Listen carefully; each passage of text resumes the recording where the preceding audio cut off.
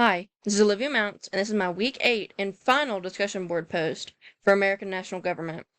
This week's discussion was over George Washington's farewell address and which of his main points we believe is most relevant to our current time.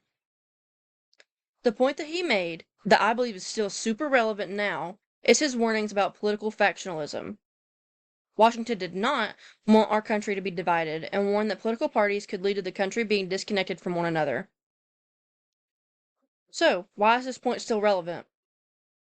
George Washington's warnings about political factionalism/political parties is still relevant today because our nation is more divided than ever due to political parties. Instead of prioritizing unity as a nation, like Washington wanted, we are now divided by political views. Modern politics has split American citizens off into parties, and each group is against each other completely and will only really interact with those that have the same beliefs as them. Now, I believe you can definitely see this when you go on social media and news platforms.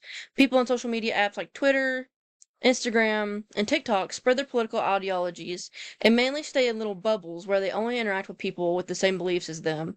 And if they do interact with disagreeing parties, it's normally to argue or ridicule them or other things like that. And news stations are extremely divided and biased, like we've discussed multiple times in this class. Two channels can report on the same topic, but in two completely different ways.